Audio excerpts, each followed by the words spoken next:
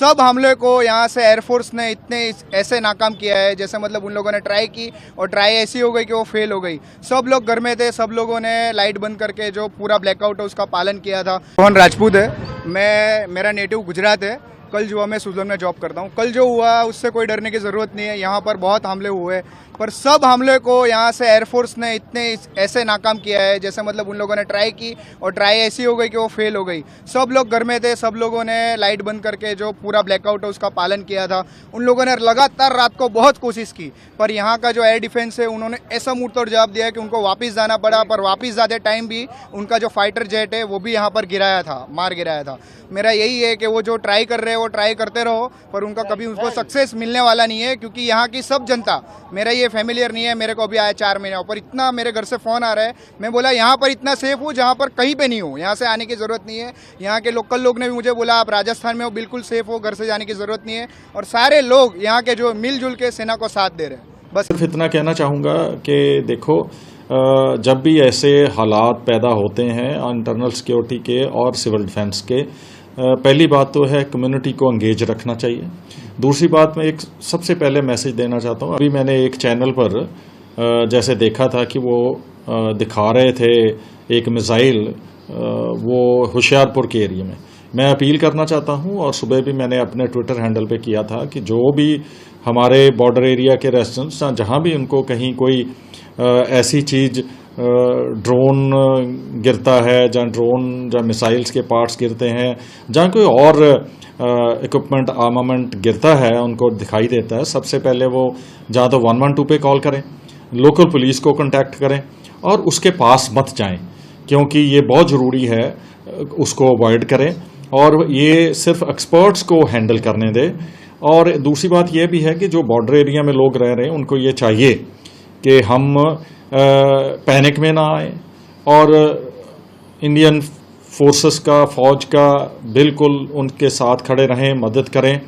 लेकिन at the same time modern warfare जो अब हो रहा है, जैसे आपने यूक्रेन वॉर में देखा होगा कि जो सिविलियन और मिलिट्री टारगेट्स हैं वो ब्लर हो जाते हैं।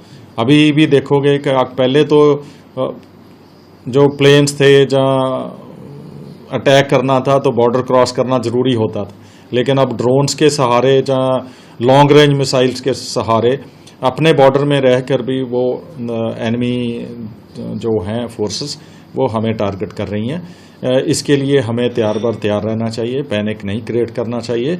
और हमें और ये भी ऐसी कोई बात नहीं है कि इसमें कोई डरने वाली बात नहीं है। पाकिस्तान के पास ना ही कोई ऐसी ताकत है।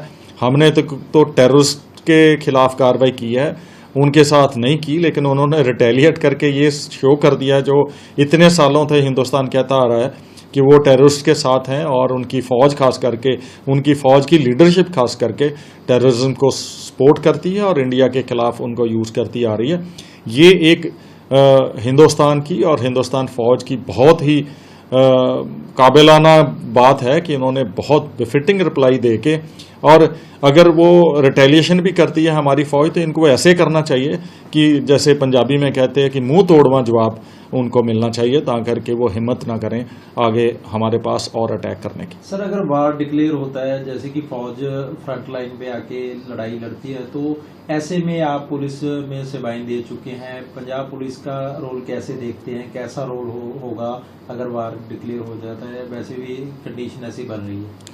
भाई देखो, पंजाब के लोग खास करके बॉर्डर एरियाज जिसको हम माझा का एरिया कहते हैं, ये 1971 में I was a small child, जब ये छोटा बच्चा था, जब ये मैंने देखा था। लेकिन बतौर पुलिस अफसर मैंने ये देखा है कि पंजाब के लोग कभी भी पीछे नहीं हटते सपोर्ट करने की। रही बात पंजाब पुलिस की, पंजाब पुलिस बड़ी ताकतवर फोर्स है, वेल इक्विप्ड फोर्स है, वेल ट्रेंड फोर्स है, और पंजाब पुलिस की लीडरशिप और इसकी कैपेसिटी रखती है कि हमारे जो फर्स्ट लाइन ऑफ डिफेंस में सहयोग दें और सेकंड लाइन ऑफ डिफेंस में अपनी फोर्सेस डिप्लॉय करें, इवन फॉर इंटरनल सिक्योरिटी, कि जहां भी कहीं आजकल देखो ड्रोन चंडीगढ़ तक आ गया, जहाँ जलंधर तक आ गया, उसको हैंडल करने के लिए भी हमें तैयार रहना चाहिए।